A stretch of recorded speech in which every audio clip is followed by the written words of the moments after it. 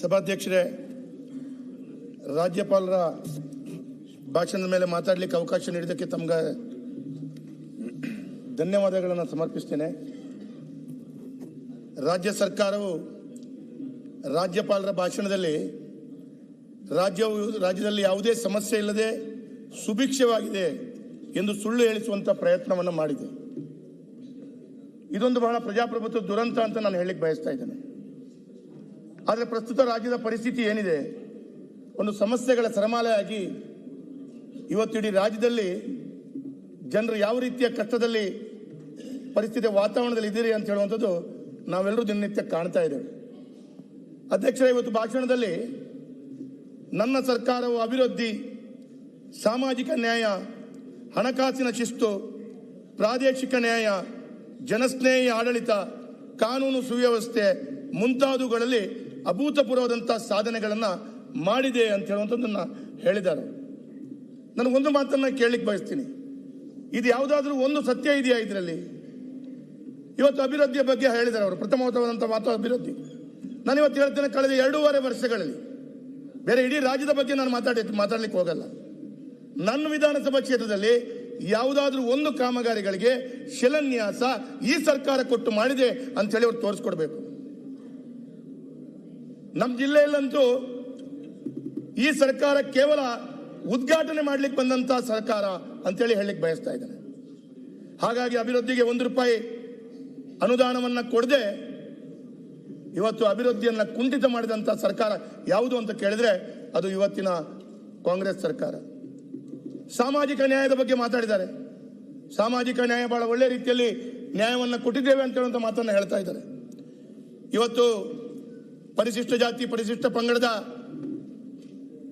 ಇಲಾಖೆಯ ಹಣದಲ್ಲಿ ಬಹಳಷ್ಟು ದೊಡ್ಡ ರೀತಿಯ ಬ್ರಹ್ಮಾಂಡ ಭ್ರಷ್ಟಾಚಾರ, ಒಂದಲ್ಲ ಎರಡಲ್ಲ ಭ್ರಷ್ಟಾಚಾರ ಮಾತ್ರವಲ್ಲದೆ ಪರಿಶಿಷ್ಟ ಜಾತಿ ಪಂಗಡಕ್ಕೆ ಮೀಸಲಾಗಿಟ್ಟಂತ 40,000 ಕೋಟಿ ರೂಪಾಯಿ ಅನುದಾನವನ್ನ ಗ್ಯಾರಂಟಿಗಳಿಗೆ ಉಪಯೋಗಿಸುವಂತ ಕೆಲಸ ಕಾರ್ಯಗಳನ್ನು ಮಾಡಿದ್ರು.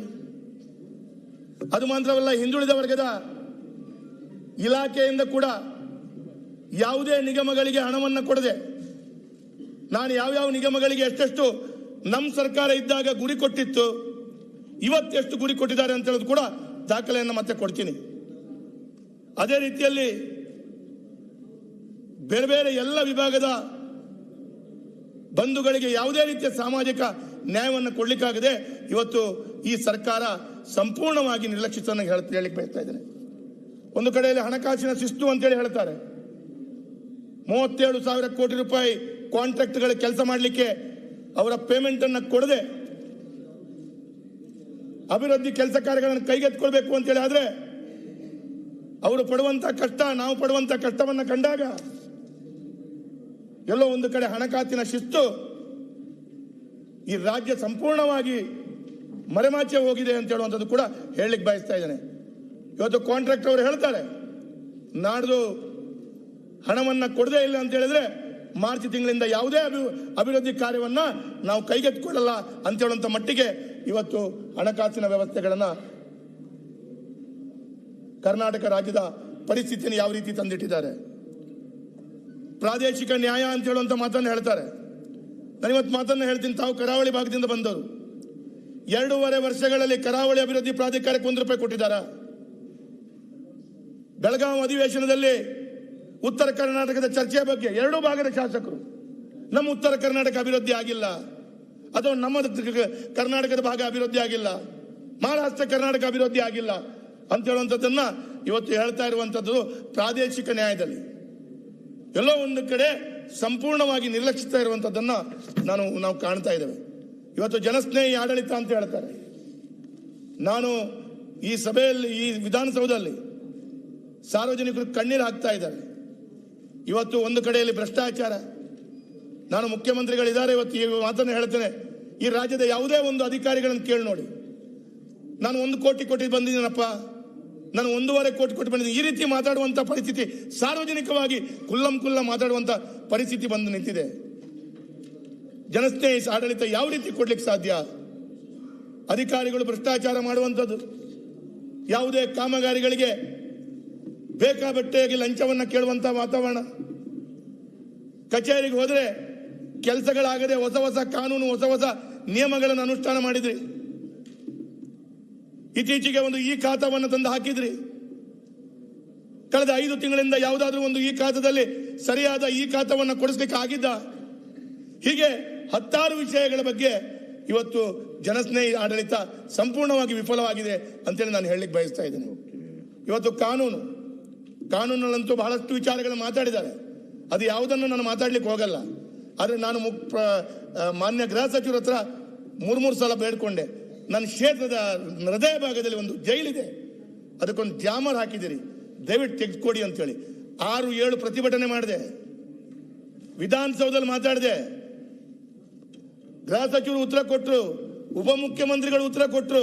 ಲಾಸ್ಟಿಗೆ ಉಪಮುಖ್ಯಮಂತ್ರಿಗಳು ಕೇಳ್ತಾರೆ, ಜೈಲು ಒಳಗಡೆ ಇರುವಂತಹ ಮಾಹಿತಿ ನಿನಗೆ ಮತ್ತಪ್ಪ ಅಂತ ಕೇಳ್ತಾರೆ. ಬಿಟ್ರೆ ಇವತ್ತಿನ ತನಕ ಕಳೆದ 2 ವರ್ಷಗಳಿಂದ ಒಂದು ಜಾಮರ್ ತೆಗಿಲಿಕ್ಕಾಗದಂತ ವ್ಯವಸ್ಥೆ ಇವತ್ತು ಈ ಸರ್ಕಾರದಲ್ಲಿ ಕಾಣ್ತಾ ಇದೆ. ಜೈಲಿನ ಒಳಗಡೆ ಕೂತ್ಕೊಂಡು ಅವನು ಮಾತಾಡ್ತಾನೆ. ಆ ಪರಿಸರದ 2.5 ಕಿಲೋಮೀಟರ್ ಯಾರಿಗೂ ಒಂದು ಕರೆ ಬಂದಾಗ, ಆಸ್ಪತ್ರೆ ಇರ್ಬೋದು, ಕಾಲೇಜ್ ಇರ್ಬೋದು ಅಥವಾ ಕೋರ್ಟ್, ನ್ಯಾಯಾಲಯದಲ್ಲಿ ಕೂಡ ಯಾವುದೇ ರೀತಿಯ ವ್ಯವಸ್ಥೆಗಳಾಗದಂತ ರೀತಿಯಲ್ಲಿ, ಅದಕ್ಕಾಗಿ ಹೈಕೋರ್ಟ್ಗೆ ಇವತ್ತು ಅರ್ಜಿಗಳನ್ನ, ರಿಟ್ಗಳನ್ನು ಸಲ್ಲಿಸುವಂತಹ ಪರಿಸ್ಥಿತಿ. ಈ ರೀತಿಯ ಪರಿಸ್ಥಿತಿ ತಂದೊಡ್ದಾಗ ಕೂಡ ಇವತ್ತು ಬೇರೆ ಬೇರೆ ರೀತಿಯಲ್ಲಿ ಆಗ್ತಾ ಇರುವಂತಹ ಘಟನೆಗಳನ್ನು ಕಂಡಾಗ, ಇವತ್ತು ನಮ್ಮ ಜಿಲ್ಲೆಯಲ್ಲಿ ಬೇರೆ ಬೇರೆ ಡ್ರಗ್ಸ್ ಮತ್ತು ಇನ್ನಿತರ ಹಾವಳಿಗಳನ್ನ ಆ ಪೊಲೀಸ್ ಕಮಿಷನರ್ ತಡೆಯುವಂತಹ ಪರಿಸ್ಥಿತಿಗಳನ್ನು ಮಾಡಿದ್ರೆ ಅವರನ್ನ ಎತ್ತಂಗಡಿ ಮಾಡುವಂತಹ ಪ್ರಯತ್ನಗಳು ಬೇರೆ ಬೇರೆ ಬಂಡವಾಳಶಾಹಿಗಳು ಅಥವಾ ಈ ಮರಳು ಮಾಫಿಯಾಗಳು ಮಾಡ್ತಾ ಇದೆ ಅಂತ ಹೇಳುವಂಥದ್ದು ಸಾಮಾಜಿಕ ಜಾಲತಾಣದಲ್ಲಿ ಓಡ್ತಾ ಇದೆ.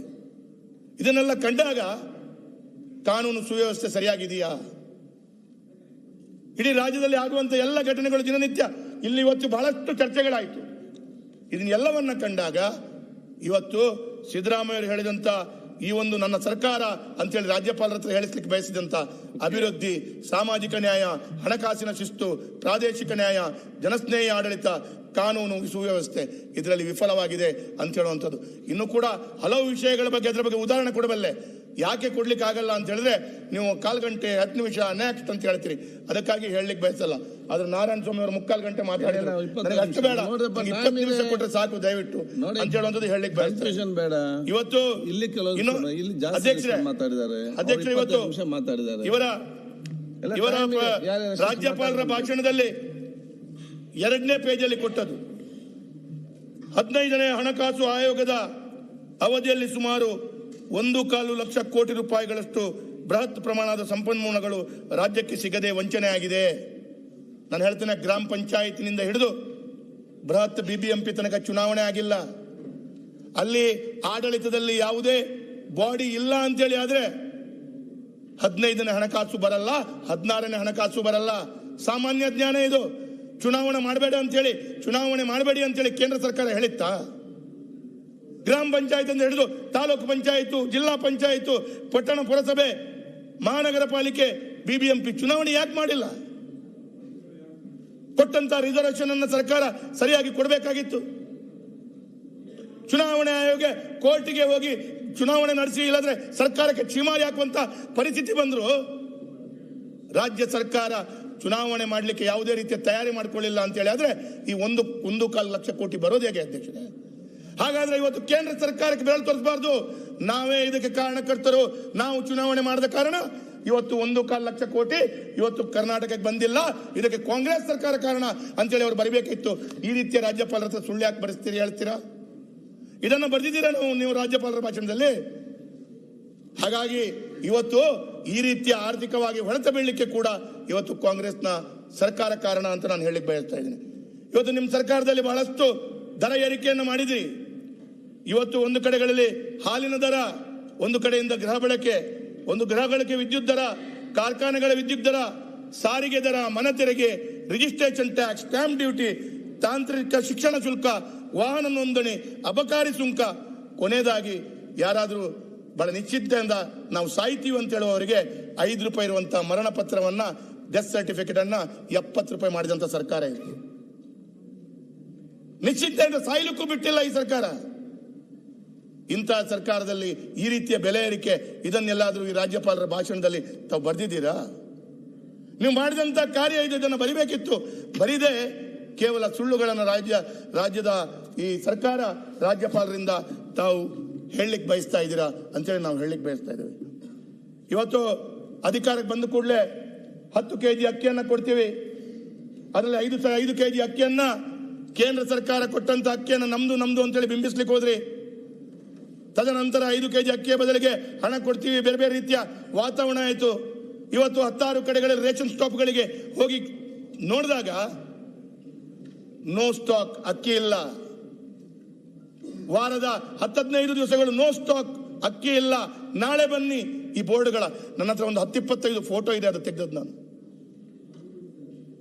ಅಕ್ಕಿ ಕೊಡ್ತೀವಿ ಅಂತ ಹೇಳ್ತೀರಿ, ನೋ ಸ್ಟಾಕ್ ಅಂತ ಹೇಳಿ ತೋರಿಸ್ತೀರಿ. ಈ ರೀತಿಯ ವಾತಾವರಣದಲ್ಲಿ ತಾವು ಯಾವ ರೀತಿ ಆಡಳಿತವನ್ನು ಕೊಡ್ತಾ ಇದ್ದೀರಿ ಅಂತ ಹೇಳಿ ನಾನು ಕೇಳಲಿಕ್ಕೆ ಬಯಸ್ತಾ ಇದ್ದೇನೆ. ಇವತ್ತು BPL ಕಾರ್ಡ್ ಮತ್ತು APL ಕಾರ್ಡ್, ನಾನು ಹೇಳ್ತೇನೆ, ಈ ಸರ್ಕಾರ ಏನೋ ಮಾಡ್ಲಿಕ್ಕೆ ಹೊರಟಿದೆ ಅಂತ ಹೇಳಿದ್ರೆ, BPL ಕಾರ್ಡ್ದಾರರಾದರೆ ಗ್ಯಾರಂಟಿಗಳನ್ನು ಕೊಡಬೇಕು ಅಂತ ಹೇಳಿ ಮೊನ್ನೆ ನನ್ನ ಕ್ಷೇತ್ರದ 3200 ಜನರ BPL ಕಾರ್ಡನ್ನು APL ಮಾಡಿದ್ರು. ಏನೇನೋ ಕಾರಣವನ್ನು ಕೊಟ್ಟು BPL ಇದ್ದದನ್ನ APL ಮಾಡಿ ಅವರಿಗೆ ಗ್ಯಾರಂಟಿಗಳಿಲ್ಲ, ಅವರಿಗೆ ಅಕ್ಕಿಯನ್ನೂ ಇಲ್ಲ, ಬೇರೇನೂ ಇಲ್ಲದೆ ಅವರು ಕಣ್ಣೀರು ಹಾಕುವಂತ ಪರಿಸ್ಥಿತಿ. ಎಲ್ಲೋ ಒಂದು ಕಡೆ ಆಸ್ಪತ್ರೆಗೆ ಹೋಗಿ ಚಿಕಿತ್ಸೆ ಪಡ್ಕೊಳ್ಬೇಕು ಅಂತೇಳಿ ಆದ್ರೆ ಅವರಿಗೆ BPL ಕಾರ್ಡ್ ಇಲ್ಲದೆ ಅವರು ಕಣ್ಣೀರು ಹಾಕ್ತಾ ಇರುವಂತದ್ದನ್ನ, ಸರ್ಕಾರಕ್ಕೆ ಶಾಪ ಆಗ್ತಾ ಇರುವಂತದ್ದನ್ನ ನಾವು ದಿನನಿತ್ಯ ಕಾಣ್ತಾ ಇದ್ದೇವೆ.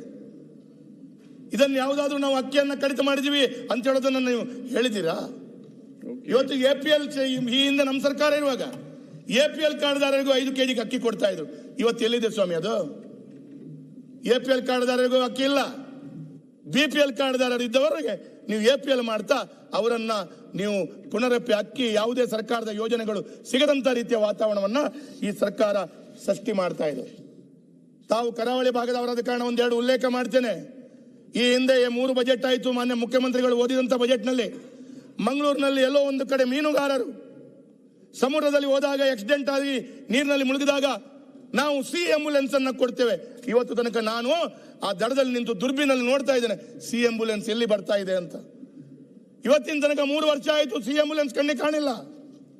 ಆಯ್ತು, ಅದನಂತರ ಹೇಳಿದ್ರು, ಬಜೆಟ್ನ ಭಾಷಣದಲ್ಲಿ ಘೋಷಣೆ ಮಾಡಿದ್ರು, ನಾವು ಬೇರೆ ಬೇರೆ ರಾಜ್ಯದ ಈ ಕರಾವಳಿಯ ಸಮುದ್ರ ಭಾಗದಲ್ಲಿ ಡ್ರೆಡ್ಜಿಂಗ್ ಮಾಡಬೇಕು, ನದಿ ಬಗೆಯಲ್ಲಿ ಡ್ರೆಡ್ಜಿಂಗ್ ಮಾಡಬೇಕು ಅಂತ ಹೇಳಿ ಸರ್ಕಾರವೇ ಡ್ರೆಡ್ಜಿಂಗ್ ಮಷೀನ್ ಅನ್ನ ಪರ್ಚೇಸ್ ಮಾಡ್ತೀವಿ. 1 ಕೋಟಿಯ ಡ್ರೆಡ್ಜಿಂಗ್ ಕಾಮಗಾರಿಗಳಿಗೆ ಡ್ರೆಡ್ಜಿಂಗ್ ಮಿಷನ್ ಅನ್ನ ಇಲ್ಲದೆ ತಿಂಗಳುಗಟ್ಟಲೆ ಸಮಯ ವ್ಯರ್ಥ ಆಗ್ತಾ ಇರುವಂತ ಕಾಣ್ತಾ ಇದ್ದೇವೆ. ಇವತ್ತು ಡ್ರೆಡ್ಜಿಂಗ್ ಮಷೀನ್ ಅನ್ನು ನಾವು ಹುಡುಕ್ತಾ ಇದ್ದೇವೆ. ಎಲ್ಲಿ ಕೊಟ್ಟಿದ್ದೀರಿ ಡ್ರೆಡ್ಜಿಂಗ್ ಮಷೀನ್ ದೇವರಿಗೆ ಗೊತ್ತು. ನಮ್ಗಿಂತ ಸಣ್ಣ ರಾಜ್ಯ ಗೋವಾ ಡ್ರೆಡ್ಜಿಂಗ್ ಮಷೀನ್ ಅವು ಸರ್ಕಾರದಲ್ಲಿದೆ. ಆದ್ರೆ ನಮ್ಮ ಹತ್ರ ಕರಾವಳಿ 380 ಕಿಲೋಮೀಟರ್ನಲ್ಲಿ 1 ಡ್ರೆಡ್ಜಿಂಗ್ ಮಷೀನ್ ಸರ್ಕಾರದ ಹತ್ರ ಇಲ್ಲ. ನೀವು ಕೊಡೋದೇ ಇಲ್ಲ ಅಂತ ಹೇಳಿದ್ರೆ ಭಾಷಣದಲ್ಲಿ ಯಾಕೆ ಸೇರ್ಕೊಂಡ್ರಿ? ಈ ರೀತಿಯ ಅಭಿವೃದ್ಧಿ ಮಾಡದಂತ ಶೂನ್ಯ ಸರ್ಕಾರಕ್ಕೆ ನಾವು ಯಾವ ರೀತಿ ಉತ್ತರವನ್ನು ಕೊಡಬೇಕು, ಯಾವ ರೀತಿ ರಾಜ್ಯಪಾಲರ ಭಾಷಣವನ್ನ ನಾವು ಹೇಳಬೇಕು ಅಂತ ಹೇಳೋದು ಗೊತ್ತಾಗಲ್ಲ ಅಧ್ಯಕ್ಷರೇ. ಇವತ್ತು ಕರಾವಳಿಯ ಭಾಗದಲ್ಲಿರುವಂತಹ ಸಮುದ್ರ ತೀರದಲ್ಲಿ ಮೊನ್ನೆ ಮುಖ್ಯಮಂತ್ರಿಗಳು ಮಂಗಳೂರಿಗೆ ಬಂದರು. ನಾನು ಸ್ವಾಗತಿಸ್ತಿದ್ದೇನೆ ಅವರಿಗೆ. ಮುಖ್ಯಮಂತ್ರಿಗಳ ಹತ್ರ ಒಂದು ಮಾತನ್ನು ಹೇಳ್ತೇನೆ, ಸಮುದ್ರ ತೀರದಲ್ಲಿರುವಂತಹ ಮೆರಿಟೈಮ್ ಬೋರ್ಡ್ ಮುಖಾಂತರ ಎಲ್ಲ ಬಂದರು ಪ್ರದೇಶ ನಿಮ್ಮ ವ್ಯಾಪ್ತಿಯಲ್ಲಿ ಬರ್ತಾ ಇದೆ. ಅದಕ್ಕೆ ಅಧ್ಯಕ್ಷ ತಾವೇ ಗ್ರೌಂಡ್ ರೆಂಟ್ ಅನ್ನ ಪರೀಕ್ಷೆ ಮಾಡಿ ನೋಡ್ಕೊಳ್ಳಿ. ಆ ಗ್ರೌಂಡ್ ರೆಂಟ್ ಅಲ್ಲಿ ಯಾರು ಆ ಗ್ರೌಂಡ್ ರೆಂಟ್ ಅನ್ನ ತಾವು ಬಂದರ್ ಇಲಾಖೆ ಮೆರಿಟೈಮ್ ಬೋರ್ಡ್ಗೆ ಗ್ರೌಂಡ್ ರೆಂಟ್ ಕಟ್ತಾನೆ, ಅವನು 5 ವರ್ಷ 4 ರಿಂದ 5 ವರ್ಷ ಕಟ್ಟುವಂತ ಗ್ರೌಂಡ್ ರೆಂಟ್ ಏನಿದೆ ಅದರಲ್ಲಿ ಅವನು ಖಾಸಗಿ ಜಾಗವನ್ನ ಖರೀದಿ ಮಾಡಬಹುದು. ಅಷ್ಟು ಗ್ರೌಂಡ್ ರೆಂಟ್ ಇದ್ರೆ ಎಲ್ಲೋ ಒಂದು ಕಡೆ ಪ್ರವಾಸೋದ್ಯಮ ಇಂಪ್ರೂವ್ ಆಗಿದೆ. ಹೇಗೆ ಪ್ರವಾಸೋದ್ಯಮವನ್ನು ತರಬೇಕು ಅಂತೇಳಿ ಮೊನ್ನೆ ಇಷ್ಟೊಂದು ಮೀಟಿಂಗ್ ಅನ್ನ ಮಾಡಿದ್ರಿ. ಈ ಗ್ರೌಂಡ್ ರೆಂಟ್ ಅನ್ನ ಕಡಿಮೆ ಮಾಡುವಂತ ದೃಷ್ಟಿಯಲ್ಲಿ ಯಾವುದಾದ್ರೂ ಒಂದು ಕಳೆದ 3 ವರ್ಷಗಳಲ್ಲಿ ಒಂದು ಸಣ್ಣ ಪ್ರಯತ್ನವನ್ನು ತಮ್ಮ ಸರ್ಕಾರ ಮಾಡಿತಾ? ಒಂದು ಕಡೆಯಿಂದ ಮೀನುಗಾರಿಕಾ ಜಟ್ಟಿ, ಒಂದು ಕಡೆ ಫ್ಲೋಟಿಂಗ್ ಜಟ್ಟಿ, ಒಂದು ಕಡೆ ಕ್ರೂಸ್ ಅನ್ನ ತರ್ತೀವಿ ಅಂತ ಹೇಳುವಂತದ್ದನ್ನ ತಾವು ಉಲ್ಲೇಖ ಮಾಡಿದ್ರಿ. ಕ್ರೂಸ್ ಅಂತೂ ಕಣ್ಣಿ ಕಾಣ್ತಾ ಇಲ್ಲ. ಫ್ಲೋಟಿಂಗ್ ಜಟ್ಟಿಯ ಕಾಮಗಾರಿಗಳು ಏನಾಗಿದೆ ಭಗವಂತನೇ ಬಲ್ಲ, ಆಗಿಲ್ಲ. ನಾನು ಯಾಕೆ ಹೇಳ್ತೇನೆ ಅಂತ ಕೇಳಿದ್ರೆ, ಕಣ್ಣಿಗೆ ಕಂಡದ್ದನ್ನ ಹೇಳ್ತಾ ಇದ್ದೇನೆ, ಬೇರೆ ಬೇರೆ ರಾಜ್ಯದ ಯಾವುದೇ ನಾನು ಕಾಣದನ್ನ ಹೇಳ್ತಾ ಇಲ್ಲ. ಇದೆಲ್ಲವೂ ನನ್ನ ಕ್ಷೇತ್ರದ ಬಗ್ಗೆ ಸಂದರ್ಭದಲ್ಲಿ ನಾವು ಈ ಹಿಂದೆ ನಿಮ್ಮ ಸರ್ಕಾರದ ವತಿಯಿಂದ ಬಜೆಟ್ ಪುಸ್ತಕ ಮತ್ತು ಬೇರೆ ಬೇರೆ ಸಂದರ್ಭದಲ್ಲಿ ಮುಖ್ಯಮಂತ್ರಿಗಳು ಘೋಷಣೆ ಮಾಡಿದ್ದನ್ನು ಹೇಳ್ತಾ ಇದ್ದೇನೆ. ಹಾಗಾಗಿ ಮೀನುಗಾರಿಕೆ ಕೂಡ ನಾನು ಒಂದು ಹೇಳ್ತೇನೆ, ನಿಯಮಗಳನ್ನು ಬದಲು ಮಾಡಬೇಕು. ಏನು ನಿಯಮ ಅಂತ ಹೇಳಿದ್ರೆ, ಇವತ್ತು ಕ್ರೂಸ್ ಇರಬಹುದು, ಜನರನ್ನ ಕೊಂಡೋಗುವಂತ ಏನು ಕ್ರೂಸ್ ಮುಖಾಂತರ ಜನರನ್ನ ಅವರಿಗೆ ವಿಶೇಷವಾಗಿ ಟೂರಿಸಂಗೆ ಅವಕಾಶ ಮಾಡಿಕೊಡ್ಬೇಕು. ಅದಕ್ಕೆ ಯಾವುದೇ ಕಾನೂನಿಲ್ಲ. ಮೀನುಗಾರಿಕೆ ಬೋಟಲ್ಲೇ ಅವರು ಜನರನ್ನ ಸಾಗಿಸಬೇಕು. ಎಲ್ಲಾದ್ರೂ ಒಂದು ಕಡೆ ಅವಘಡ ಸಂಭವಿಸಿದ್ರೆ ಇನ್ಶೂರೆನ್ಸ್ ಕಂಪನಿ ಯಾವುದೇ ರೀತಿಯ ವ್ಯವಸ್ಥೆಗಳನ್ನು ಕೊಡಲ್ಲ. ಅದ್ರ ಬಗ್ಗೆ ಚರ್ಚೆ ಮಾಡುವ ಅಂತ ಹೇಳಿದ್ರೆ ಯಾರಿಗೂ ಪುರ್ಸೊತ್ತಿಲ್ಲ. ಹಾಗಾಗಿ ಈ ರೀತಿಯ ಅವ್ಯವಸ್ಥೆಗಳಿಂದ ಕೂಡಿದಂತ ಈ ಸರ್ಕಾರದ ಯಾವುದೇ ರೀತಿಯ ಕೊಡುಗೆ ಇಲ್ಲದೆ ಇವತ್ತು ನಮ್ಮ ಪರಿಸ್ಥಿತಿ, ಕರಾವಳಿ ಅಭಿವೃದ್ಧಿ ಪ್ರಾಧಿಕಾರದಲ್ಲಿ ಹಣ ಇಲ್ಲ, ನಮ್ಗೆ ಯಾವುದೇ ₹1 ಅಭಿವೃದ್ಧಿಗೆ ಹಣ ಬರ್ತಾ ಇಲ್ಲ. ಅದ್ರ ಮಧ್ಯದಲ್ಲಿ ಇಡೀ ರಾಜ್ಯದಲ್ಲಿ ರೈತರ ಆತ್ಮಹತ್ಯೆನ ನಾವು ಕಾಣ್ತಾ ಇದ್ದೇವೆ. ಆ ರೈತರ ಆತ್ಮಹತ್ಯೆಗೆ ಏನನ್ನು ಮಾಡಿದ್ರಿ? ಒಂದು ಜವಾಬ್ದಾರಿ ಹೊಂದಿದ ಸರ್ಕಾರ ಏನನ್ನು ಕೊಟ್ಟಿದೆ? ಹಾಲಿನ ಪ್ರೋತ್ಸಾಹ ಧನವನ್ನ ಕೊಡ್ತೀವಿ ಅಂತೇಳಿ ಸರಿಸುಮಾರು 600 ಕೋಟಿ ಹೆಚ್ಚು ಬಾಕಿ ಇದೆ ಅಂತೇಳಿ ಪತ್ರಿಕೆಯಲ್ಲಿ ಓದ್ತಾ ಇದ್ದೀವಿ. ಹಾಗಿರುವಾಗ ಈ ರೀತಿಯ ಅಪ್ಪಟ ಸುಳ್ಳು ಹೇಳುವಂತ ಸರ್ಕಾರದ ಈ ರಾಜ್ಯಪಾಲರ ಭಾಷಣ ಮುಖಾಂತರ ಹೇಳಿದ್ದನ್ನು ನಾವೆಲ್ಲ ಒಪ್ಕೊಳ್ಬೇಕಾ? ರೈತರ ಮಕ್ಕಳಿಗೆ ವಿಶೇಷವಾಗಿ ಕೇಂದ್ರ ಸರ್ಕಾರ ಮತ್ತು ಯಡಿಯೂರಪ್ಪನವರಿಗೆ 4,000 ಕೊಟ್ಟು 10,000 ಕೊಡುವಂತ ಕೆಲಸ ಕಾರ್ಯಗಳು ಮಾಡಿದ್ವಿ. ಅದನ್ನು ಕೂಡ ತಾವು ನಿಲ್ಲಿಸುವಂತ ಕೆಲಸ ಕಾರ್ಯಗಳು ಮಾಡಿದ್ವಿ. ಅಧ್ಯಕ್ಷರೇ, ತಾವು ಆ ಪೀಠದಲ್ಲಿರುವಾಗ ಕೆಲವಾರು ಬಾರಿ ಹೇಳಿದ್ರಿ, ಮರಳಿನ ಬಗ್ಗೆ ವಿಶೇಷವಾದಂತ ನೀತಿ ಮಾಡಬೇಕು. ಕರಾವಳಿಗೆ ಮರಳಿನ ನೀತಿಯಾಗಿ ಬಗ್ಗೆ ಏನಾದರೂ ಒಂದು ಸಭೆ ಕಳೆದ 2.5 ವರ್ಷಗಳಲ್ಲಿ ನಾನು ಶಾಸಕನಾದಾಗ ನನಗೆ ಕೊಟ್ಟಂಥದ್ದು ನನಗೆ ಗೊತ್ತಿಲ್ಲ, ನನಗೆ ಕರೆದದ್ದು ಗೊತ್ತಿಲ್ಲ. ಕೆಂಪು ಕಲ್ಲಿನ ಸಮಸ್ಯೆ ಆಯಿತು, 10 ಪ್ರಯತ್ನವಾಗಿ ಕೆಂಪು ಕಲ್ಲು ಪ್ರಾರಂಭವಾಗಿದೆ. ಆದರೆ ಈ ಹಿಂದೆ ಕೆಂಪು ಕಲ್ಲು ತೆಗೆದಂತ ಯಾರೆಲ್ಲ ಕೆಂಪು ಕಲ್ಲು ತೆಗೆದಿದ್ದಾರೆ ಅವರಿಗೆ ರಾಯಲ್ಟಿ ಪೆನಾಲ್ಟಿ ಏನಿದೆ ಅದನ್ನು ತುಂಬಿಸುವವರು ಯಾರು ಅಂತೇಳಿ ಮುಂದಿನ ದಿನಗಳಿಗೆ ಉತ್ತರ ಕೊಡಿಸಬೇಕಾದಂತ ಪರಿಸ್ಥಿತಿ ಎದುರು ಬರ್ತಾ ಇದೆ. ಹಾಗಾಗಿ ನಾನು ಇವತ್ತು ಹೇಳಲಿಕ್ಕೆ ಬಯಸ್ತಾ ಇದ್ದೇನೆ, ಕಳೆದ ಅವಧಿಯಲ್ಲಿ ನಮ್ಮ ಸರ್ಕಾರ ಇರುವಾಗ ಸರಿಸುಮಾರು 150 ದೇವಸ್ಥಾನಗಳಿಗೆ ಅನುದಾನವನ್ನು ಕೊಟ್ಟಿದ್ರು. 5 ಲಕ್ಷ, 10 ಲಕ್ಷ, 25 ಲಕ್ಷ, 50 ಲಕ್ಷ ತನಕ ಕಳೆದ ಅವಧಿಯಲ್ಲಿ ಕೊಟ್ಟಂತ ಅನುದಾನ 50% ಈಗಾಗಲೇ ಅನುದಾನ ಬಂದು ಕಾಮಗಾರಿಗಳಾಗಿದೆ. ಇನ್ನು 50% ಕೊಡಿ ಅಂತ ಕೇಳಿದ್ರೆ ನಿಮ್ಮ ಸರ್ಕಾರ ಇದ್ದಾಗ ನೀವು ಹಾಕಿಸ್ಕೊಂಡಿದ್ರಿ, ಈಗ ಹಣ ಇಲ್ಲ. ನಾನು ಕೇಳ್ತೇನೆ, ಫೈನಾನ್ಸ್ ಡಿಪಾರ್ಟ್ಮೆಂಟ್ ಇಂದ ಅನುಮೋದನೆ ಕೊಟ್ಟು ಮಾಡಿದಂತ ಕಾಮಗಾರಿಗಳದು ದೇವಸ್ಥಾನಕ್ಕೆ ಕೊಂಡೊಂದಂತ ಅನುದಾನ. ಫೈನಾನ್ಸ್ ಡಿಪಾರ್ಟ್ಮೆಂಟ್ ಇಂದ ಅನುಮೋದನೆ ಸಿಕ್ಕಿದ ನಂತರ ಇಲ್ಲಿ ಸಭೆಯಲ್ಲಿ ಹೇಳ್ತಾರೆ ಅಥವಾ ಇಲ್ಲಿ ವಿಧಾನಸೌಧದಲ್ಲಿ ಹೇಳ್ತಾರೆ, ಫೈನಾನ್ಸ್ ಡಿಪಾರ್ಟ್ಮೆಂಟ್ ಅನುಮೋದನೆ ಕೊಟ್ಟಿಲ್ಲ, ಅನುಮೋದನೆ ಇದ್ದದ್ದು ನನ್ನ ಹತ್ರ ಇದೆ ದಾಖಲೆ.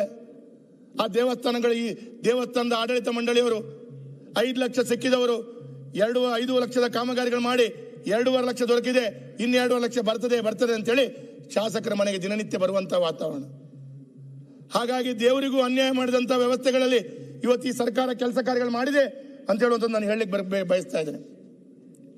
ಅಧ್ಯಕ್ಷರೇ, ಇವತ್ತು ಅಂಗನವಾಡಿ ಕಾರ್ಯಕರ್ತರದು, ಆಶಾ ಕಾರ್ಯಕರ್ತರ ಅಥವಾ ಆರೋಗ್ಯ ಇಲಾಖೆ ಕಾರ್ಯಕರ್ತರು, ಹೀಗೆ ಅದರಲ್ಲಿ ಔಟ್ಸೋರ್ಸಿಂಗ್ ವಿಭಾಗದಲ್ಲಿ ಇದ್ದಂಥ ಯಾವುದೇ ವ್ಯಕ್ತಿಗಳಿಗೆ 3-4 ತಿಂಗಳಿಂದ ಸಂಬಳ ಬರ್ತಾ ಇಲ್ಲ. ನಾನು ಒಂದು ಮಾತನ್ನು ಇವತ್ತು ಹೇಳಬೇಕು. ಈ ಹಿಂದೆ ಮಂಗಳೂರಿನಲ್ಲಿ ಬಹಳ ರಾಷ್ಟ್ರೀಯ ಮಟ್ಟದ ಒಂದು ಸ್ಪರ್ಧಾ ಕ್ರೀಡಾಕೂಟ ಮುಖ್ಯಮಂತ್ರಿಗಳು ಬಂದು ಉದ್ಘಾಟನೆ ಮಾಡಿದ್ರು, ತಾವು ಇದ್ರಿ. ಆ ಉದ್ಘಾಟನೆ ಮಾಡಿದಂಥ ಸಂದರ್ಭದಲ್ಲಿ ಆಶಾ ಕಾರ್ಯಕರ್ತರು ಬಂದು ಮುಖ್ಯಮಂತ್ರಿಗಳಿಗೆ ಸನ್ಮಾನ ಮಾಡಿದರು. ನಾನು ಕೇಳಿದೆ, ಯಾಕೆ ಸನ್ಮಾನ ಮಾಡ್ತೀರಿ? ಮುಖ್ಯಮಂತ್ರಿಗಳು 5,000 ರೂಪಾಯಿ ಹೆಚ್ಚುವರಿ ಕೊಡ್ತೀನಿ ಅಂತ ಘೋಷಣೆ ಮಾಡಿದರು ಅಂತ ಕೇಳಿ. ನಾನು ಹೇಳಿದೆ, ಕೈಗೆ ಸಿಕ್ಕಿದ ನಂತರ ಸನ್ಮಾನ ಮಾಡಿ, ಅದರ ಮುಂಚೆನೆ ಘೋಷಣೆ ಮಾಡಿದಾಗ ಸನ್ಮಾನ ಮಾಡಬೇಡಿ. ನಾವು ಅಂಗಿ ಹಾಕಿದ ನಂತರ ಗುಂಡಿ ಎಲ್ಲ ಬಟನ್ ಎಲ್ಲ ಹೊಲಿದು ಅಂಗಿ ಹಾಕೊಳ್ಬೇಕು, ಅಂಗಿ ನೋಡಿದ ಕೂಡಲೇ ಅಂಗಿ ಹೊಲ್ಕೊಳ್ಳೋ ಮೈಯಲ್ಲಿ ಹಾಕೊಳಕ್ಕೆ ಹೋಗಬೇಡಿ, ಸನ್ಮಾನ ಮಾಡ್ಲಿಕ್ಕೆ ಹೋಗಬೇಡಿ, ಸಿಗ್ತದೋ ಇಲ್ವೋ ಅಂತ ನೋಡಿ ಕೇಳಿ. ಅದೇ ಆಶಾ ಕಾರ್ಯಕರ್ತರು ಇವತ್ತು ಬೆಂಗಳೂರಿನಲ್ಲಿ ಬಂದು ಪ್ರತಿಭಟನೆ ಮಾಡುವಂತ ವಾತಾವರಣ ಇದೆ. ಅವತ್ತು ಸನ್ಮಾನವನ್ನು ಸ್ವೀಕಾರ ಮಾಡಿದಂತ ಸಿದ್ದರಾಮಯ್ಯ ಹೇಳಿದ್ರು, ನಿಮ್ಗೆ ಅನ್ಯಾಯದಾಗಿ ನೋಡ್ತೀನಿ ಅಂತೇಳಿ ಮಾತನ್ನ ಹೇಳಿದ್ರು, ಮುಖ್ಯಮಂತ್ರಿಗಳು ಹೇಳಿದ್ರು ಅವತ್ತು ಆ ಸಭೆಯಲ್ಲಿ. ಆದ್ರೆ ಇವತ್ತಿನ ತನಕ ಅವರಿಗೆ ಯಾವುದೇ ರೀತಿಯ ಅವಕಾಶಗಳನ್ನು ಕೊಡದೆ ಇವತ್ತು ಅವರು ಕಣ್ಣೀರು ಹಾಕ್ತಾ ಇದ್ದಾರೆ. ಇವತ್ತು ನಿನ್ನೆಲ್ಲ ಮೊನ್ನೆ ಅತಿಥಿ ಶಿಕ್ಷಕರು ಅಥವಾ ಬೇರೆ ಬೇರೆ ರೀತಿಯ ಶಿಕ್ಷಕರ ಉಪನ್ಯಾಸಕರ ಪ್ರತಿಭಟನೆಗಳಾಗಿದೆ. ಅದಕ್ಕೆ ಕೂಡ ನಿಮ್ಮ ಹತ್ರ ಮಾತಾಡ್ಲಿಕ್ಕೆ ಅವಕಾಶ ಕೊಡಿ ಅಂತ ಕೇಳಿದ್ದೆ. ಅದರ ಅವಕಾಶಗಳು ನೀವು ನಾಳೆ ಕೊಡ್ತೀರಿ, ನಾಡ್ದು ಕೊಡ್ತೀರಿ ಅಂತ ಕೊಡ್ತೀರಿ ಅಂತ ಭಾವಿಸ್ತೇನೆ. ಹಾಗಾಗಿ ಈ ರೀತಿಯ ಎಲ್ಲ ಬಂಧುಗಳು ಇವತ್ತು ದಿನನಿತ್ಯ ಪ್ರತಿಭಟನೆಯನ್ನು ಮಾಡುವಂತ ಕೆಲಸ ಕಾರ್ಯಗಳಾಗ್ತಾ ಇದೆ. ಹಿಂದೂ ಕಾರ್ಯಕರ್ತರ ಪರಿಸ್ಥಿತಿ ಅಂತೂ ಬಹಳ, ಸುನಿಲ್ ಕುಮಾರ್ ಅವರು ಬಹಳ ವಿಶೇಷವಾಗಿ ವಿಶ್ಲೇಷಣೆ ಮಾಡಿದರು. ನನ್ನ ಮೇಲೆ 6ರಿಂದ 7 ಕೇಸ್ ಹಾಕಿದ್ದಾರೆ. ರಾಜ್ಯಪಾಲರನ್ನ ಬಾಂಗ್ಲಾದೇಶದ ಮಾದರಿಯಲ್ಲಿ ಓಡಿಸ್ತೇವೆ ಅಂತ ಹೇಳುವವರ ಮೇಲೆ ಕೇಸಿಲ್ಲ. ವಿಧಾನ ಪರಿಷತ್ ಸದಸ್ಯರೊಬ್ಬರು ಹೇಳ್ತಾರೆ ಭಾಷಣದಲ್ಲಿ, ರಾಜ್ಯಪಾಲರನ್ನ ಬಾಂಗ್ಲಾದೇಶದ ಮಾದರದಲ್ಲಿ ಅವರನ್ನು ಒದ್ದು ಓಡಿಸ್ತೇವೆ ಅಂತ ಹೇಳುವಂತ ಹೇಳಿದಂತ ವ್ಯಕ್ತಿ ಮೇಲೆ ಕೇಸಿಲ್ಲ. ನಾನೆಲ್ಲೋ ದೇವಸ್ಥಾನದಲ್ಲಿ ಹೋದಾಗ ಏನೋ ಒಂದು ಘಟನೆ ಆಯಿತು ಅಂತೇಳಿ ನನ್ನಲ್ಲಿ ಇದ್ದೆ ಅಂತ ಹೇಳೋ ಕಾರಣ ನನ್ನ ಮೇಲೆ ಕೇಸ್ ಹಾಕಿದ್ದಾರೆ. ಆದರೆ ಈ ರೀತಿಯ ಪಿಕ್ ಅಂಡ್ ಚೂಸ್ ಕಾಂಗ್ರೆಸ್ ಕಾರ್ಯಕರ್ತರು, ಕಾಂಗ್ರೆಸ್ನ ನಾಯಕರು ಏನು ಮಾಡಿದ್ರು ಕೇಸಿಲ್ಲ. ಬಿಜೆಪಿ ಮತ್ತು ಹಿಂದೂ ಕಾರ್ಯಕರ್ತರು ಏನು ಮಾಡಿದ್ರು, ರಾತ್ರಿ 2 ಗಂಟೆಗೆ ಹೋಗಿ ಅವರನ್ನು ಮನೆಯಿಂದ ಕರ್ಕೊಂಡು ಬರುವಂಥ ವಾತಾವರಣಗಳನ್ನು ತಾವು ಮಾಡ್ತಾ ಇದ್ದೀವಿ. ಹಾಗಿರುವಾಗ ಹಿಂದೂಗಳಿಗೆ ಏನು ಸರ್ಕಾರ ಇಲ್ವಾ? ಇದು ಈ ರೀತಿಯ ಪ್ರಶ್ನೆ ದಿನನಿತ್ಯ ಹಿಂದೂಗಳ ಮನಸ್ಸಿನಲ್ಲಿ ಬರ್ತಾ ಇದೆ. ಅದಕ್ಕಾಗಿ ಈ ಸರ್ಕಾರ ಒಂದು ರೀತಿಯಲ್ಲಿ ಪಿಕ್ ಅಂಡ್ ಚೂಸ್ ಮಾಡುವಂಥ ರೀತಿಯ ವಾತಾವರಣಗಳು ಇವತ್ತು ಕಾಣ್ತಾ ಇದೆ. ಇವತ್ತು ನಾನು ಇದೇ ಅಧಿವೇಶನದಲ್ಲಿ, ಕಳೆದ ಅಧಿವೇಶನದಲ್ಲಿ ಮಾತಾಡಿದ್ದೆ. ಆಯುಷ್ ಇಲಾಖೆಯಲ್ಲಿ ಔಷಧಿ ಖರೀದಿಯ ಭ್ರಷ್ಟಾಚಾರವನ್ನು ತೋರಿಸಿದ್ದೆ. ತದನಂತರ ಅವಧಿ ಮೀರಿದ ಮದ್ದನ್ನು ಕೊಡ್ತಾ ಇದ್ದಾರೆ ಅಂತೇಳಿ ತೋರಿಸಿದೆ. ವಿಡಿಯೋವನ್ನು ಕೂಡ ಜಿಲ್ಲಾಧಿಕಾರಿಗಳಿಗೆ ಮತ್ತು ಉನ್ನತ ಅಧಿಕಾರಿಗಳಿಗೆ ಕಳಿಸ್ಕೊಟ್ಟಿದ್ದೆ. ತನಿಖೆಯನ್ನು ಆದೇಶಿಸಲಾಗಿದೆ. ಏನಾಯ್ತು ತನಿಖೆ? ಆ ವ್ಯಕ್ತಿ, ಯಾವ ವ್ಯಕ್ತಿ ಆ ಕೆಲಸ ಕಾರ್ಯಗಳು ಮಾಡಿದ್ದಾನೆ, ಅವನು ಅದೇ ಆಯುಷ್ ಇಲಾಖೆಯಲ್ಲಿ ಅಲ್ಲೇ ಇದ್ದಾನೆ. ಅವನು ನನ್ನ ಹತ್ರ ಕೇಳ್ತಾನೆ, ಕಂಪ್ಲೇಂಟ್ ಕೊಟ್ಟರು ಏನು ಮಾಡಿದ್ರು ನನ್ನ ಮೇಲೆ ಅಂತ ಕೇಳ್ತಾನೆ. ಅವಧಿ ಮೀರಿದ ಮದ್ದು ಕೊಡ್ಲಿಕ್ಕೆ ಈ ಸರ್ಕಾರ ಸಹಮತಿ ಕೊಡುತ್ತಾ? ಜನರ ಆರೋಗ್ಯದ ಬಗ್ಗೆ ಚೆಲ್ಲಾಟ ಮಾಡಲಿಕ್ಕೆ ಈ ಸರ್ಕಾರ ಅವಕಾಶ ಕೊಡುತ್ತಾ? ಅಂತ ಅಧಿಕಾರಿಗಳ ಬಗ್ಗೆ ವಿಡಿಯೋ ದಾಖಲೆಗಳನ್ನು ಕೊಟ್ಟಾಗ ಕೂಡ ಆ ಅಧಿಕಾರಿ ಅಲ್ಲೇ ಮುಂದುವರಿತಾನೆ ಅಂತೇಳಿ ಆದ್ರೆ ಸರ್ಕಾರದ ಧೋರಣೆ ಏನು? ಇದೇ ಅಧಿವೇಶನದಲ್ಲಿ, ಕಳೆದ ಅಧಿವೇಶನದಲ್ಲಿ ಮಾತಾಡಿದೆ, ಬೆಳಗಾವಿ ಅಧಿವೇಶನದಲ್ಲಿ ಮಾತಾಡಿದೆ, ಆದರೂ ಯಾವುದೇ ಕ್ರಮ ವಹಿಸಿಕೊಳ್ಳಿಲ್ಲ. ಇವತ್ತು ಮಂಗಳೂರು ಭಾಗದಲ್ಲಿ ಕಸದ ಸಮಸ್ಯೆ, ಮಂಗಳೂರಿನಲ್ಲಿ ಕಳೆದ ಒಂದು 10-15 ವರ್ಷ ಮಂಗಳೂರಿನಲ್ಲಿ ನಮ್ಮ ನಗರ ಕಸದ ಬಗ್ಗೆ 15ನೇ ಸ್ಥಾನ ಪಡ್ಕೊಂಡಿತ್ತು ಇಡೀ ದೇಶದಲ್ಲಿ. ಇವತ್ತು 77ನೇ ಸ್ಥಾನ ಇದೆ. ಇವತ್ತು ಡ್ರೈನೇಜ್ ಸಮಸ್ಯೆಗಳು ತಾವು ಮೊನ್ನೆ, ನಾನೊಂದು 5 ಮಿನಿಟ್, ಡ್ರೈನೇಜ್ ಸಮಸ್ಯೆಗಳು ತಾವು ಹೇಳಿದ್ರಿ. ಮೊನ್ನೆ ಬಂದಾಗ ಅಲ್ಲಿ ಜನರು ಮಾತಾಡಿದ್ದನ್ನ ತಮ್ಮ ಹತ್ರನೇ ದೂರು ಕೊಟ್ಟರು. ನಾನು ಕೇಳ್ತೇನೆ, ಇವತ್ತು ಮಂತ್ರಿಗಳು ಇಲ್ಲೇ ಕೂತಿದ್ದಾರೆ, ಡ್ರೈನೇಜ್ ಕಾಮಗಾರಿಗಳಿಗೆ ನಗರಾಭಿವೃದ್ಧಿ ಸಚಿವರಿಂದ ಇವತ್ತು ಡ್ರೈನೇಜ್ ಕಾಮಗಾರಿಗಳಿಗೆ ₹1 ಕೊಟ್ಟದ್ದ ಕಾಮಗಾರಿಗಳನ್ನು ತೋರಿಸ್ಕೊಡ್ಬೇಕು. ಹಾಗಾಗಿ ಈ ಸರ್ಕಾರ ಈ ಖಾತವನ್ನು ಸರಿ ಮಾಡಿಕೊಡಿ ಅಂತ ಅವರ ಹತ್ರ ಬೇಡ್ಕೊಂಡೆ. ಕಳೆದ 5 ತಿಂಗಳಿಂದ ಈ ಖಾತ ಆಗದೆ ಜನರು ಸಮಸ್ಯೆಯನ್ನು ಅನುಭವಿಸ್ತಾರೆ. ಇವರು ಉತ್ತರ ಕೊಡುವಾಗ ಹೇಳ್ತಾರೆ ಈ ಖಾತದ ಯಾವುದೇ ಸಮಸ್ಯೆಗಳಿಲ್ಲ ಅಂತ ಹೇಳುವಂತ ಮಾತನ್ನ ಹೇಳ್ತಾ ಇದ್ದಾರೆ. ಇವತ್ತು ನಾನು ಒಂದು ಮಾತನ್ನು ಕೊನೆಯದಾಗಿ ಹೇಳಬೇಕು. ಇವತ್ತು ದಲಿತರ ಉದ್ಧಾರಕ, ದಲಿತರಿಗೋಸ್ಕರ ಬಹಳ ದೊಡ್ಡ ರೀತಿಯ ತ್ಯಾಗ ಮಾಡಿದಂತ ಕುದ್ಮುಲ್ ರಂಗರಾವ್ ಅವರ ಇವತ್ತು ಪುಣ್ಯ ದಿನ. ಕಳೆದ ಮಹಾತ್ಮ ಗಾಂಧಿ ನಗರ ವಿಕಾಸ ಯೋಜನೆಯಲ್ಲಿ ಅವರ ಸಮಾಧಿಗೆ ₹3.25 ಕೋಟಿ ಇಟ್ಟಿದ್ದೆವು. ಆ ₹3.25 ಕೋಟಿ ಶಿಲಾನ್ಯಾಸವನ್ನು ಕೂಡ, ಗುದ್ಲಿ ಪೂಜೆಯನ್ನು ಕೂಡ ಮಾಡಿದ್ದೆವು. ಆದರೆ ಮಹಾತ್ಮ ಗಾಂಧಿ ನಗರ ವಿಕಾಸ ಯೋಜನೆ ಈ ಸರ್ಕಾರ ಬಂದಾಗ ನಿಲ್ಲಿಸಿತು. ಆ ಕಾಮಗಾರಿ ನಿಂತೋಯ್ತು. ಆ ಕಾಮಗಾರಿ ಇವತ್ತಿಗೂ ಆಗ್ಲಿಲ್ಲ ಅಂತ ಹೇಳೋದು ನಾನು ಹೇಳಲಿಕ್ಕೆ ಬಯಸ್ತಾ ಇದ್ದೇನೆ. ಇವತ್ತು ಅಧ್ಯಕ್ಷರೇ, ಕಳೆದ 2.5 ವರ್ಷಗಳಿಂದ ಮಂಗಳೂರಿನ ಮೂಡದ ವತಿಯಿಂದ ಯಾವುದಾದ್ರೂ ಒಂದು ಕೆರೆ, ಪಾರ್ಕ್ ಅನ್ನು ಅಭಿವೃದ್ಧಿ ಮಾಡಿದ್ರ? ಕೊನೆಯದಾಗಿ ಮಂಗಳೂರಿನಲ್ಲಿ ಕೋಗಿಲೆ ಅಲ್ಲಿ ನಿಂತ ನೆಲೆಸಿದಂತ ಬಾಂಗ್ಲಾದೇಶರಿಗೆ ಮನೆ ಕೊಡ್ಲಿಕ್ಕೆ ಇವರ ಅವಕಾಶ ಇದೆ. 2 ವರ್ಷವಾಯಿತು. ನನ್ನ ಕ್ಷೇತ್ರದಲ್ಲಿ ಒಂದೇ ಒಂದು ಸರ್ಕಾರಿ ಭೂಮಿ ಇದೆ, ಶಕ್ತಿನಗರದಲ್ಲಿ 930 ಮನೆ. ಈ ಹಿಂದೆ ನಮ್ಮ ಸರ್ಕಾರ ಇರುವಾಗ ಡೀಮ್ಡ್ ಫಾರೆಸ್ಟ್ ಅಂತ ಇದ್ದದ್ದು.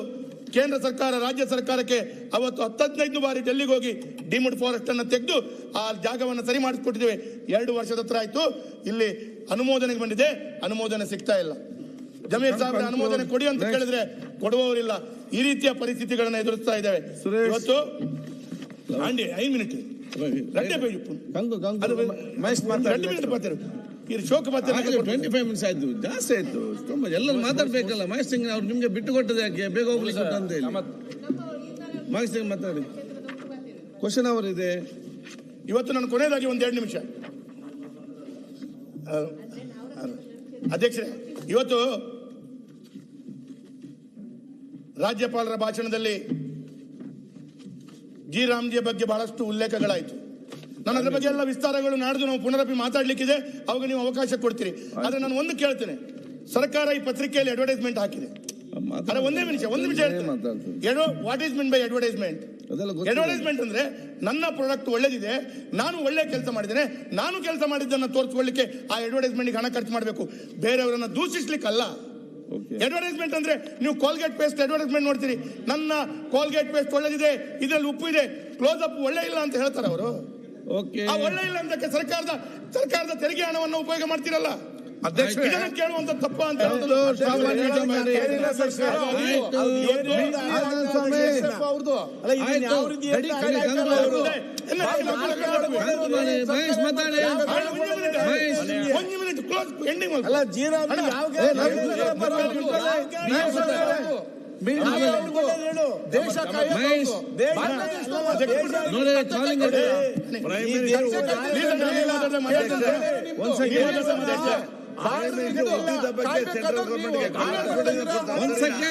ಏನ್ ಮಾಡ್ತಾ ಇದ್ದೀವಿ? ಓಕೆ, ನಾರಾಯಣ ಗುರು ನಿಗಮ ನಾರಾಯಣ ಗುರು ಕೋಶ ಮಾಡುವಾಗ ಮಂಗಳೂರಿನಿಂದ ಬೆಂಗಳೂರಿಗೆ ಪಾದಯಾತ್ರೆ ಮಾಡಿದ್ರು. ನಮ್ಮ ಸರ್ಕಾರ ನಾರಾಯಣ ಗುರು ನಿಗಮ ಮಾಡಿದ್ರು. ಕಳೆದ 2.5 ವರ್ಷದಲ್ಲಿ ನಾರಾಯಣ ಗುರು ನಿಗಮಕ್ಕೆ ₹1 ಕೊಟ್ಟು ಬನ್ಸ್ ನಿಗಮವನ್ನ ಘೋಷಣೆ ಮಾಡಿದ್ರು ಮುಖ್ಯಮಂತ್ರಿಗಳು. ಕಂಕ್ಲೂಡ್ ಮಾಡಿ. ಬನ್ಸ್ ನಿಗಮಕ್ಕೆ ಘೋಷಣೆ ಮಾಡಿ ಉದಯವಾಣಿ ಪತ್ರಿಕೆಯಲ್ಲಿ ಫ್ರಂಟ್ ಪೇಜ್ ಅಲ್ಲಿ ಬನ್ಸ್ ನಿಗಮ ಘೋಷಣೆಯಾಗಿದೆ. ಕಳೆದ 2 ವರ್ಷಗಳಿಂದ ಬನ್ಸ್ ನಿಗಮಕ್ಕೆ ಈ ರೀತಿ ಯಾವುದು ರೆಕಾರ್ಡ್ ಹೋಗುದಿಲ್ಲ. ಅಧ್ಯಕ್ಷರೇ ತೆಂಗಿನಕಾಯಿ ಟೈಮ್ ಏನ್ ಮಾತಾಡಿದ್ರಿ? ಬೇರೆ ಮಾತಾಡಬಾರ್ದಾ? ಇಲ್ಲಿ ಕ್ವಶನ್ ಅವ್ರು ತಗೊಳ್ಬಾರ್ದಾ? ನೀವ್ ಅದ್ರಂತ ಹೋಗ್ಲಿ ಆಗ್ತದ? ಆಯ್ತು, ಮತ್ತೆ ಮಹೇಶ್ ತೆಂಗಿನ ಮಾತಾಡಿ. ನಾರಾಯಣ ಗುರು ಬಗ್ಗೆ ನಿಮ್ಗೆ ಅಷ್ಟು ಗೌರವ ಇದೆ, ಫಸ್ಟ್ ಮಾತಾಡ್ಬೇಕಿತ್ತು. ಎಲ್ಲ ಬೇಡದೆಲ್ಲ ಮಾತಾಡಿ ಲಾಸ್ಟ್ ನಾರಾಯಣ ಗುರು ತಕ್ಕಂದ್ರೆ ಇಲ್ಲಿ ಮಾತಾಡಿ. ಇಲ್ಲ ಎಲ್ಲ ಕೂಡ ನೋಡಿ, ನೋಡಿ ಅವ್ರು ಕೂಡ ಅಷ್ಟೇ ನೀವು ಕೂಡ ಅಷ್ಟೇ ಮಾತಾಡಿದ್ರಿ. ನಮ್ಗೆಲ್ಲ ಟೈಮ್ ಇದೆ ನಮ್ಮ ಹತ್ರ. ನೀವು ಒಬ್ಬರಿಗೊಬ್ಬರು ಸಹಕಾರ ಕೊಟ್ಟು ಈಗ ಬೇರೆ ಇಬ್ಬರು ಮಾತಾಡಬೇಕು, ಕ್ವಶನ್ ಅವ್ರು ತಗೊಳ್ಬೇಕು, ಕಾಲಿಂಗ್ ನಿಮ್ಗೆ ಒಬ್ಬರಿಗೊಬ್ಬರು ಅರ್ಥ ಮಾಡಿಕೊಳ್ಬೇಕಲ್ಲ. Finish it. ಬಹಳಷ್ಟು ಹಗರಣಗಳಾಗಿದೆ. ಈ ಹಗರಣಗಳನ್ನು ರಾಜ್ಯಪಾಲರ ಅಷ್ಟೇ. ಗೃಹಲಕ್ಷ್ಮಿಯಲ್ಲಿ ಹಗರಣ, ಅಬಕಾರಿ ಇಲಾಖೆಯಲ್ಲಿ ಹಗರಣ, ವಾಲ್ಮೀಕಿ ಹಗರಣದಲ್ಲಿ ಹಗರಣ, ಸಾವಿರಾರು ಕೋಟಿಯ ಮೂಡ ಹಗರಣ, ಕಾರ್ಮಿಕ ಇಲಾಖೆಯಲ್ಲಿ ಹಗರಣ, ಕಸ ಗುಡಿಸುವ ಯಂತ್ರಗಳ ಹಗರಣ, ಕರ್ನಾಟಕ ವೈನ್ ಮರ್ಚೆಂಟ್ ಅಸೋಸಿಯೇಷನ್ ಆರೋಪ. ಓಕೆ, ರಾಜ್ಯದಲ್ಲಿ 65% ಭ್ರಷ್ಟಾಚಾರ ಅಂತ ಹೇಳುದು. ಇದನ್ನೆಲ್ಲವನ್ನ ಕೂಡ ಈ ರಾಜ್ಯಪಾಲರ ಭಾಷಣದಲ್ಲಿ ಸೇರಿಸ್ಕೊಳ್ಬೇಕಿತ್ತು ಅಂತ ಹೇಳೋದು ನಾನು ಮನವಿಯನ್ನ ಮಾಡ್ತಾ ಇದ್ದೇನೆ. ಯಾಕೆಂತ ಹೇಳಿದ್ರೆ ಇದು ಇಡೀ ರಾಜ್ಯದಲ್ಲಿ ಮಾತಾಡುವಂತ ವಾತಾವರಣ.